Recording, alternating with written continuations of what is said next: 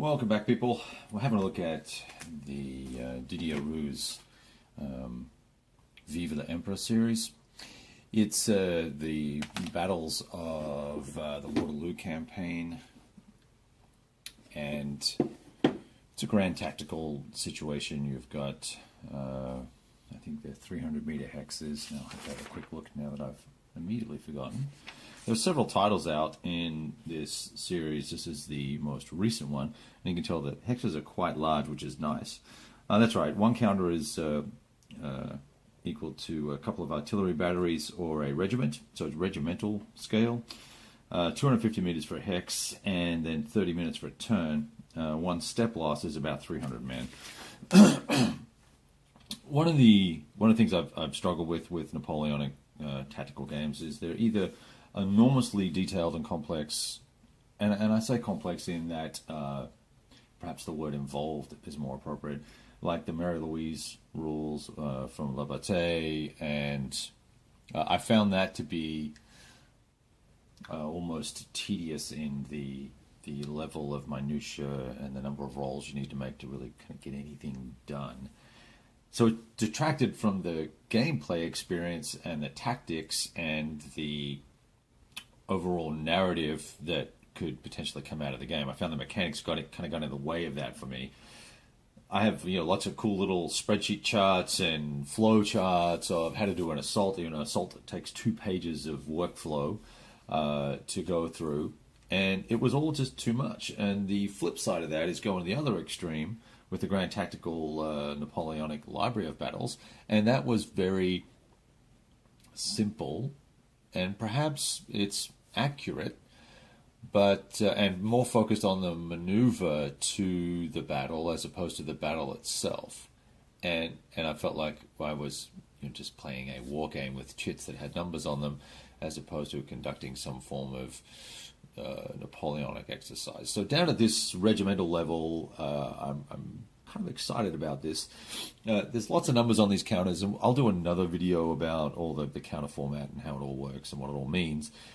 But I did want to just touch on assaults here, and I'll go in particular on a cavalry charge, because I was very first time touching this. Okay, so we're turn 1, and I just grabbed a regiment, not a regiment, I grabbed a brigade from each side and just put them on the board and just kind of goof around with a little bit. And I had this cavalry force up here, and we came around here on the flank and attacked this unit. Now, as in the turn sequence, very similar to all the other games. In fact, it's identical to La Bataille, except less detailed.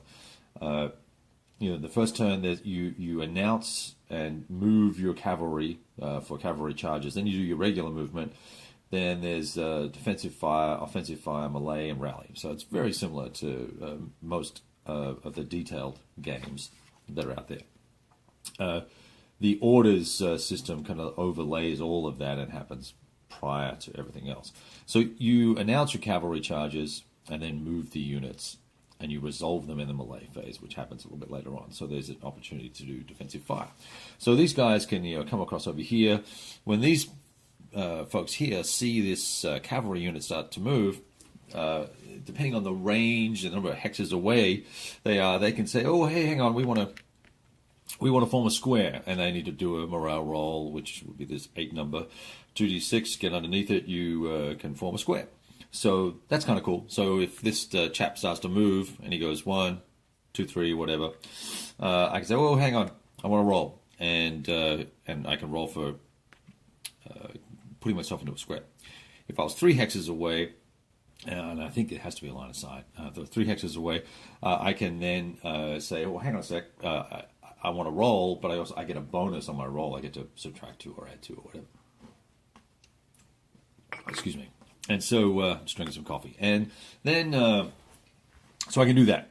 If I fail, I'm disorganized. So we whack this little guy on here. I'm disorganized, and then these guys can just move adjacent.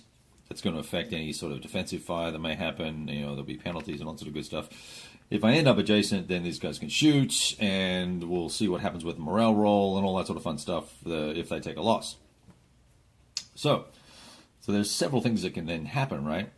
As I approach, I can start. I finish my movement adjacent. I can elect as a cavalry unit to be self-disorganized, and when you become disorganized, you retreat 2 hexes. So I could retreat 2 hexes, become disorganized, and elect not to do the attack because, hey, it's a square after all. Let's not attack that square. So I thought that was interesting. Or I can end up adjacent, and we can do the. There's some rolling you need, a little bit of rolling you need to do to. I think to carry home the charge. I need to make a morale roll to carry home the charge, and then the charge occurs. And it's a simple ratio melee combat. You multiply. I guess we are going to get into counters, aren't we? We're going to multiply the. I don't know if I'm not even looking at the camera, so I can't tell if that's in focus. It's probably not. There you go. The 5 times the 4. The 4 is the steps, and the 5 is the melee value. So that would be 20 factors, but on the way, I'd lost a step, so it was 15 factors, and I'd be defending against the 2, and it'd be 2 times 3 would be 6 because they have 3 steps there, and so you get that ratio. Now, interestingly, there's not a lot of DRMs in this game either. I went through the rules a couple of times, looking and thinking, well, there's got to be a DRM to the benefit of the defender because they're on a square, and there's got to be a DRM because there's a charge and it's some different type of cavalry, and not so much. There's a DRM really only for if there's a leader for either side, and there's an additional step loss if the units are not in square. So if these guys had decided not to go into square and just took the attack on the flank, there would have been some modifiers for flank attack, I believe. Yeah, it affects their defensive capability. So it's actually pretty well thought out. Rather than adding DRMs or adding column shifts and things like that, it just adjusts the strength right on the spot. So if I'm attacking from the flank or the rear, your defensive capability is halved. So it would be, instead of being 2 times 3, it'd be 1 times 3. So it's a significant difference, right? And that kind of factors in all those things. I do need to confirm that squares don't receive any additional benefits. So I liked how that all worked and came together. In the end, I ran the same combat here 2 or 3 times, keeping the die rolls the same and looking at what the different options were. And in 2 out of the 3 options, this unit, even when attacked, when in square, attacked by the cavalry, forced a disorg, and then they retreated. Obviously, the square breaks, and they retreat, and that's what happened. And these guys advanced into the square. They took a step loss when they did that. Took 1 in defensive fire, a step loss, and then another in the combat.